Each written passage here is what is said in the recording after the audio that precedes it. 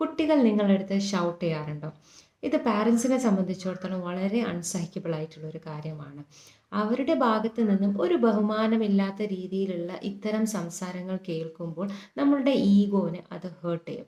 അതുകൊണ്ട് തന്നെ നമ്മൾ എത്രയും പെട്ടെന്ന് അതിനെ അടിച്ചമർത്താനാണ് ശ്രമിക്കുക. ഒന്നെങ്കിൽ നമ്മൾ തിരിച്ച് ഷൗട്ട് ചെയ്ത് വളരെ റിയാക്റ്റീവ്.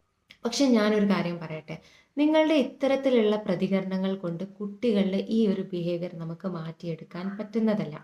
അവരെന്താണോ നമ്മളോട് കമ്മ്യൂണിക്കേറ്റ് ചെയ്യാൻ ശ്രമിക്കുന്നത് അതിനെ നമ്മൾ കേൾക്കുക, അത് മനസ്സിലാക്കുക എന്നുള്ളത് മാത്രമാണ് ഇതിനുള്ളൊരു പരിഹാരം.